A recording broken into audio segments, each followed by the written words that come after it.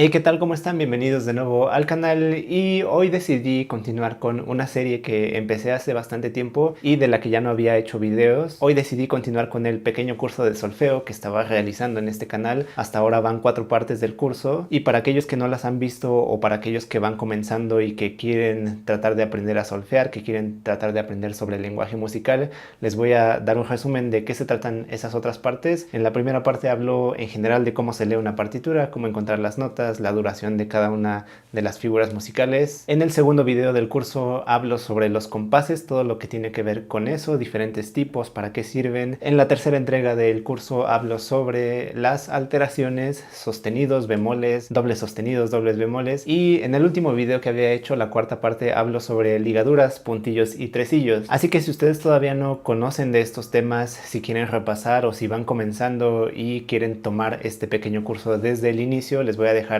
aquí en una tarjeta la lista de reproducción con todos los videos. Y en esta quinta entrega voy a hablar sobre ligaduras de expresión, que son estas líneas curvas que abarcan una cierta cantidad de notas. Y no hay que confundir estas ligaduras de expresión con las ligaduras de duración, de las que ya hablamos en la entrega anterior de este curso. Recordemos que las ligaduras de duración se utilizan para unir dos notas que son iguales y sumar el valor de tiempo que tienen para prolongar el sonido. Pero en cambio las ligaduras de expresión de las que hablaremos hoy abarcan una serie de notas y notas diferentes. Ahora, las ligaduras de expresión tienen al menos dos funciones básicas y además nos pueden ayudar, digamos que como efecto colateral, a saber cómo respirar mejor a la hora de tocar el instrumento. Más adelante les daré ejemplos de esto y lo entenderán un poco mejor a qué me refiero con respirar mejor, pero por ahora las dos funciones serían: uno, indicarnos que la sección sobre la que está la ligadura se debe de tocar ligada o legato, como se le conoce, y las ligaduras de expresión también nos indican hasta dónde llega una frase musical. Por ejemplo, si nosotros vemos esta pieza que es del método para piano de Michael Aaron del primer libro, podemos observar que hay varias ligaduras de expresión. En los dos primeros sistemas vemos que hay dos ligaduras cortas y después vemos una mucho más larga que abarca todo el segundo sistema. Esto quiere decir que todas estas notas las tenemos que tocar ligadas y además quiere decir que tenemos tres frases diferentes. La parte de tocar ligado realmente es sencilla de entender y simplemente quiere decir que si nosotros tenemos esas 4 notas, por ejemplo, en la primera ligadura, en lugar de tocarlas separadas de esta forma, tendríamos que ligarlas bien, haciendo un toque como este. Ligar simplemente implica no soltar la nota que estás tocando hasta que toques la siguiente.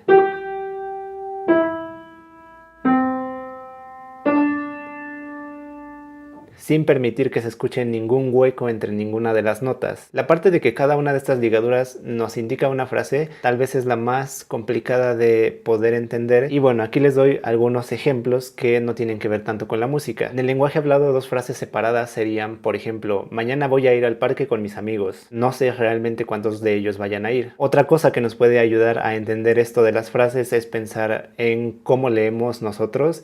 En un texto tenemos puntos, tenemos comas que nos ayudan a separar ideas diferentes, y bueno, estas ligaduras de expresión justamente también nos ayudan con esta separación de ideas. Por ejemplo, si yo toco esos dos primeros sistemas de la partitura, tendría tres ideas separadas que serían así. La primera idea sería...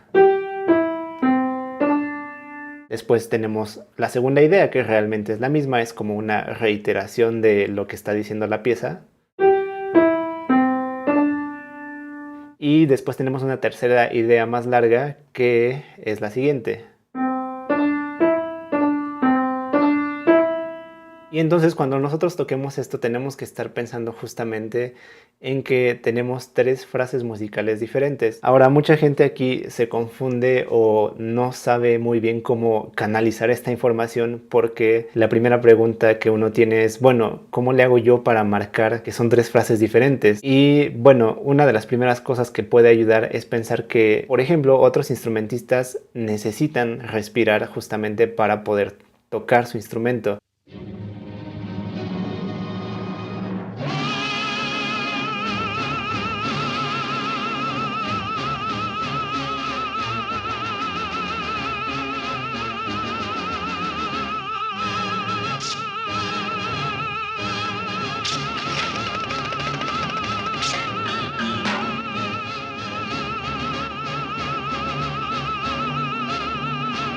Si tú tocas clarinete o por ejemplo si eres cantante, no puedes simplemente cantar notas eternamente, tienes que respirar en algún momento. Y entonces, por ejemplo, todo este tipo de músicos tienen una idea más clara de cómo hacer este tipo de frases, porque normalmente los cantantes o los que tocan instrumentos de aliento, cuando tienen una ligadura de expresión o ligadura de fraseo, como a veces también se le dice, lo que hacen es que al término de cada ligadura respiran. Es decir, si un cantante tuviera que ejecutar estas dos primeras frases, el cantante no haría esto: sol, mi, do, re, sol, mi, do, re. Si se fijan, ahí lo que hice fue respirar o interrumpir ahí a la mitad de la ligadura entre el mi y el do, pero eso estaría incorrecto. Un cantante normalmente lo que haría sería lo siguiente: sol, mi, do, re, sol, mi, do, re.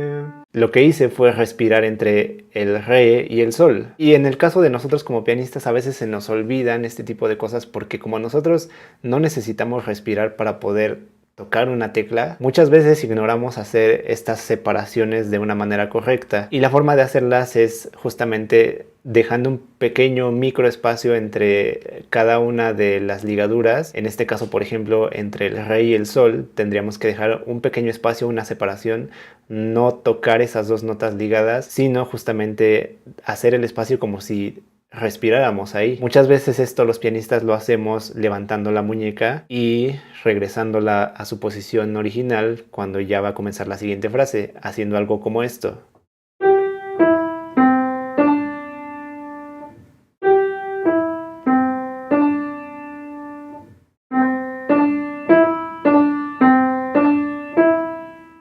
Y ahí tal vez exageré un poco con el movimiento que hice con mi muñeca. Muchas veces no es necesario separarte tanto del teclado, pero sí ayuda, sobre todo al inicio, a hacerlo para que tengas bien consciente hasta dónde llega cada frase musical. Y finalmente las ligaduras de expresión también pueden darnos una idea de qué hacer musicalmente, porque para separar las frases también ayuda mucho el cómo ejecutemos. Yo, por ejemplo, en este primer sistema, con la primera frase, tal vez iniciaría un volumen normal o suave y después en la última nota ya estaría tocando más fuerte, y para la segunda ligadura haría exactamente lo mismo. Justamente este contraste de matices puede ayudar a también dejar más claro que son dos frases diferentes.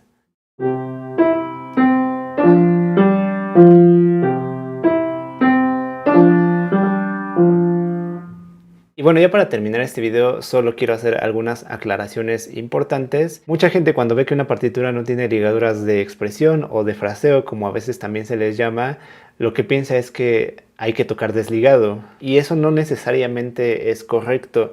Hay muchas partituras que, dependiendo del compositor, dependiendo del estilo, tal vez no te lo indiquen, pero eso no quiere decir que la pieza tenga que ser tocada sin ligar. O por ejemplo, en los libros que son de iniciación en los métodos básicos para piano, muchas veces las primeras piezas vienen sin ligaduras de ningún tipo, simplemente porque las evitan ponerle tanta información a alguien que va comenzando. Pero si ustedes tienen una melodía, por ejemplo, como...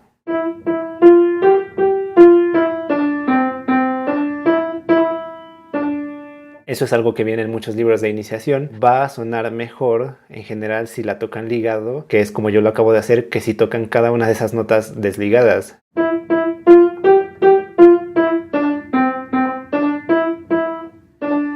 En ese ejemplo particular, además, piensen que eso es una transcripción de algo que originalmente es para un coro, y ustedes no verían a un cantante hacer mi, fa, sol, sol, fa, mi, re, do, re, mi, re.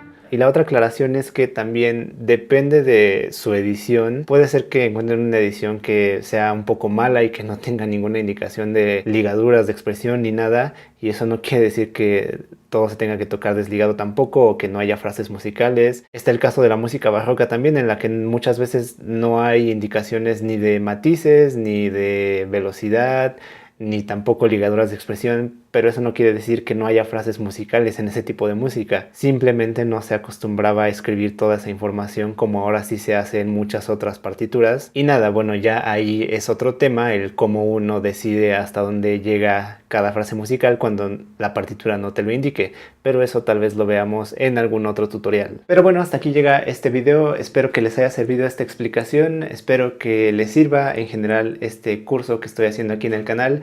Voy a continuarlo, voy a seguir haciendo subiendo más videos de esta serie. Síganme en las otras redes sociales, las pueden encontrar en la descripción de este video, y pueden seguirme en Patreon si es que ustedes desean apoyar este canal y obtener algunas recompensas en el proceso. Nos vemos para el próximo video.